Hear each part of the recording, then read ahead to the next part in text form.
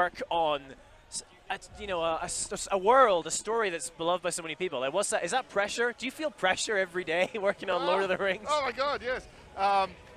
It's the thing is, it's a huge amount of pressure because it's a huge responsibility, and because people are so invested in this, they love it. I mean, stories mean a lot to people. Yeah. We're fans of it as well, hugely. So it's an opportunity that we're probably going to get once in our lifetimes to not screw this up. But it's also so exciting. The amazing thing about Middle-earth, there's so much detail, so much richness. That there's almost any story you can tell in this world. It's fantastic. Well, let's talk about let's give like a bit of an overview of the game in case people haven't really seen the press conference or didn't see the stage show yesterday. So give us like, what's it all about? How does it fit into the Lord of the Rings storyline? Yeah, so it's a third-person open-world action game. Yep. And it's set entirely behind enemy lines in Mordor. So right, okay. Sauron, at the end of The Hobbit, he's defeated by the White Council, Gandalf and Galadriel, and he's driven out of his fortress there, and he returns to Mordor. But he's been away from Mordor for 2 millennia. So at the end of the Second Age, the last alliance defeated him, cut the One Ring from his finger on the slopes of Mount Doom, and he's basically been away for 2 millennia. In that time, Gondor occupied Mordor, tore down, the Tower of Barad-dûr, occupied the Black Gates. But over thousands of years, their kind of long watch has declined, and now the night Sauron comes home, and he's pissed to see them there, yeah. He slaughters you, slaughters the Rangers, takes everything from you. So you start by getting slaughtered. I mean, do you get to play that intro bit, or is that like is that playable, like yourself getting slaughtered, or is that kind of a cutscene in the beginning? It's absolutely the start, the beginning of our game, and we want to bring people right into the action. Like this is an open world game. It's a sandbox game. We want to get you into that world and exploring it and making your own stories as quickly as we possibly can. So we absolutely drop you into the middle of that event and that action, and into your resurrection. And the player, like Talion at that point, is in the same situation. They both don't understand what's happened. They don't understand what is this power. They don't understand why they're not dead. And then so, we get you behind enemy lines in Mordor with these new powers, with this mystery, and then we, let you go and explore that and uncover that. It reminds me of the intro of the very first Legacy of Kain game. Remember that? Was it Blood something? I can't remember. But yeah, you start off but the first thing that happens is you're in a village and you get killed and then resurrected. So it's a really good mechanic for like setting up the player, I guess, as to discover this new world and these new powers. So tell me about those powers. As a wraith, right? That's what you come back as. Yep. How does that work? Like, what are you able to do? So in the beginning, you really are relatively limited in what you can do. The Wraith doesn't know who it is. Its power hasn't grown to the full potential, but it does have the ability to burrow into the minds of your enemies, because they're all connected to the Dark Lord. He's controlling them through fear, through domination, and basically you've sort of got a backdoor into that system to enter their mind, to see his plans, to see his soldiers. But then, as we learn more about who the Wraith is, what their relationship to Sauron is, the part they played in the history of Middle-earth, those powers grow really significantly, and you start to be able to build your own army. It's almost, in a way, it's almost a bit like Saruman. Saruman thought the way to take on Sauron is to build an elite army of these Uruk-hai and to fight him on his own terms, to fight power with power. And that's kind of where the story takes us, and where it kind of grows and escalates to as we get deeper in, and here we are in the Sea of Nirn, where we really are trying to get behind enemy lines, build our own army, use the power of the Wraith to bend our enemies to our will, and actually turn them against the other orcs here. So let's talk me through what's happening here. Okay, so all right, I can see here we've actually got, oh, there we go. Yeah, it's a bit easier over there. We've got a war chief. This is Booth Baghead. So this is every one of these war chiefs, these bosses you're going to fight, they're going to be unique every playthrough. So I've never seen this guy before, but and Talion's actually down. Oh, that's not good. And that's not dead. good. So what's going to happen here? Actually, we were going after a war chief, a boss. Yeah. But this guy Ishmoz, he got in the killing blow on the Grave Walker, and from the point of view of Mordor, you are the worst villain imaginable. You are the ultimate bad guy to these orcs, the kind of monster to these monsters. So taking down Talion means that character, that orc, he was previously just a random grunt in the world. Now he's defeated the Grave Walker, Talion. He's going to grow in power. He's going to get promoted. He's going to become a captain. And now he's moved into Orc Society. And he can continue to create new missions, new power struggles where he can challenge other orcs. He can go on missions.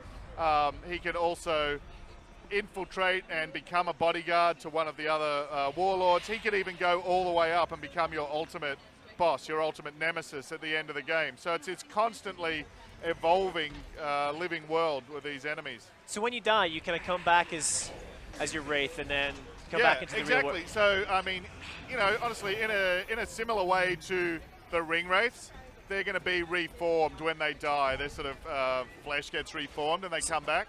So did he just? How are you controlling this? Is that a warg? How's he controlling that warg?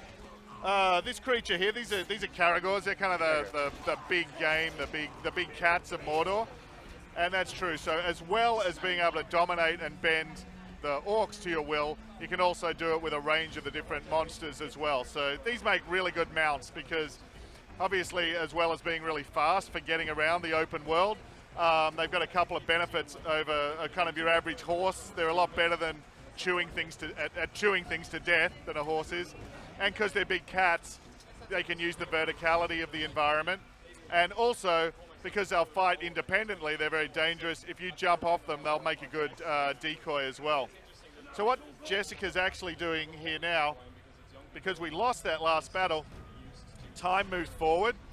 Your enemies evolve, Orc Society evolves, but now we can go back and try and take him down again. So in order to do that, to draw him out, have to actually infiltrate this stronghold, this fortress, and these are very densely packed. That's sort of the, you know, thanks to the power of next gen, we can have a lot of enemies in this place even before the alarm goes off and it gets even crazier. So you can kind of stealth your way through this as well then? Yeah. It's sort of very dynamic living world, so we very much want all of those strategies to be valid. You can stealth your way in. You can cause a lot of chaos by manipulating the environment, unleashing wild beasts. And you can teleport, right? Is that one of your initial Wraith powers? Yeah, basically? So the Wraith has the ability to go into the Wraith world, the unseen world. And in that world, that opens up a lot of other powers as well. The power to move through that world, teleport to your enemies, hunt down your enemies, as well as kind of bending them to your will. So, you know, as we progress through the game, there's sort of a lot of growth there as well. And so the way to draw out this war chief, he's gone into hiding. Oh no, what happened then? We got seen. In that case. So the interesting thing in that case, so all of these missions are dynamically created. The war chiefs, the bosses that you're going to fight, they only reach the top of Orc Society by making a lot of enemies. They basically dominate and kill and, you know, crush a lot of these other orcs. And as a result of that, they make these enemies. So they can't just go walking around in the world or they're going to have a target on their backs. So you need to draw them out. You need to challenge them, or you need to make enough chaos that's going to draw them out. Or in this guy's case, he's really cautious. You actually need to infiltrate and sneak up on him. But all of those different missions, mission conditions, they're going to be dynamically created, specifically depending on the personality and the history and the power level of that enemy. When you say the missions are dynamically created, so is there a central narrative, a central story? Yep. But then how you progress along that, the missions change? Like, explain that a bit. I'm a little bit confused. Yeah, no, absolutely. And so what there's the sort of one of the overarching story objectives. Yeah. When you first get into the world, you want to learn the identity of the Wraith. And then as you learn more, you want to hunt down and defeat the bosses in this first region of Mordor. Okay. So in that way, you've got a story goal, which is to hunt these guys down. But how you go about that, that's where it's going to be completely different for every player. So they're like, who those bosses are is going to be completely different. I see, because it all depends on, if, like, for example, that guy who killed us, or killed Jessica earlier, they might become one of your ultimate big targets, right, as they progress through Orc Society. Yeah, exactly. Okay. And that's kind of the main story path. But then something else we're super excited about is, so we worked very closely with Christian Cantamessa, so the lead writer on Red Dead, like, great guy. And so as well as that, there's a whole number of side stories in the world that are driven by these story characters that we'll get to meet along the way. So you can either go forward, you can explore all of those stories, learn more about the Wraith, meet those guys. Gollum is one example of one of those characters. Marwyn is another one. There's a lot more of them we want to reveal. Or you can advance the main story by hunting down your enemies, or you can just explore the world. But then once you've gotten past that goal and you've killed these war chiefs, that's going to draw out the Black Captains. He's kind of one of the uber villains who's then responsible for the death of your family. And that then moves the story forward more. You can go deeper behind enemy lines into Nirn, where you'll meet Marwyn, your powers will grow. And now the whole nature of the story evolves from simply hunting and killing your enemies to actually forging your own army. So again, you can follow the side stories, explore the world, you know, do a whole range of other activities, or you can move the story forward by building your army. And once you've built your army to the sides by dominating these war chiefs, you can take that army and take it and you know, challenge the Dark Lord. But the guys, your nemesis that you're going to face, the ultimate boss you're going to face, he's going to be the guy you've built the most history with through the course of the game. Right, so, you know, there's a really meaningful personal story there. And the guys you take with you that are your army, they're your own personal characters as well. So we really try and seamlessly weave together the living world, the organic, you know, dynamic living world with the story moving forward.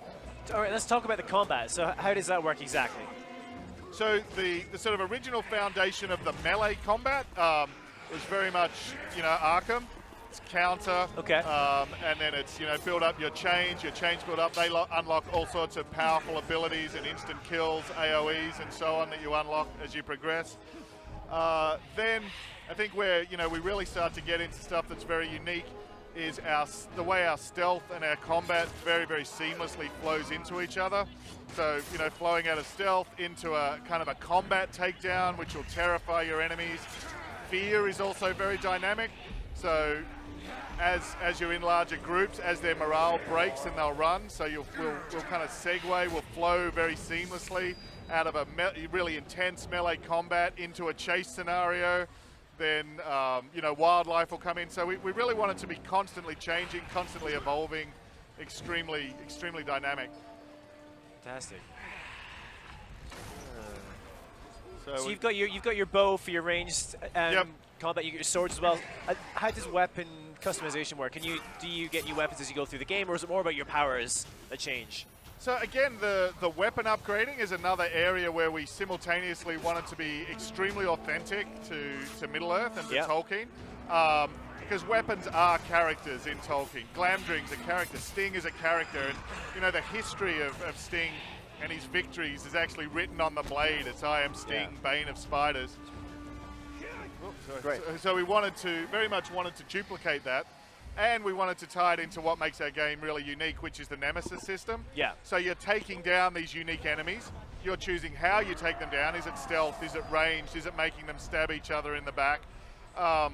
And so each kill is unique, and so they drop a rune. And that rune becomes an upgrade, a piece of loot that you can then inscribe on your weapon. So although you have the same sword, Urfile, who's the Flame of Vengeance, although you have the same sword throughout the game, the way you customize and write your personal story onto it because of the enemies you're defeated is gonna be unique.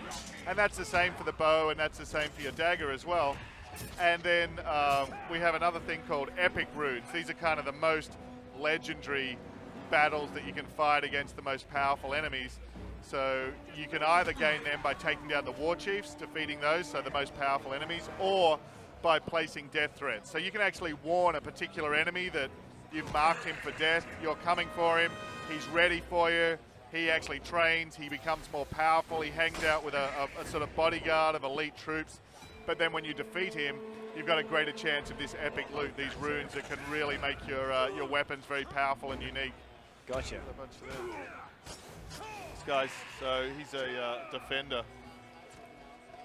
And then as well as that, you know, there's a lot of opportunities in the environment for sowing chaos as well in combat. Yeah, I've seen them firing arrows at, you know, cages to unleash beasts, or blowing up like fires, like firing these arrows just to fire results in a big explosion. So that power over fire and light, yeah, is absolutely, that's, you know, one of the powers associated with the Wraith. Yeah. So, and you know, I think that's a big part of the flavor of Magic in Middle-earth as well, whether we see Gandalf's power, or, you know, even Galadriel or the File. So a lot of these abilities revolve around the idea of fire and light, being able to incinerate or dazzle or terrify, you know, your enemies as well. Cool. So just a bit about the world, because we're in one section at the moment, right? So how big is the world? How many different areas? I mean, you're always in Mordor, right? But how open is this world, basically? It's divided into regions, because we really wanted to capture the most iconic regions of the world. So the opening part of the game, the sort of first act, takes place in Idun, which is Sindarin for hell. So it's just inside the Black Gates.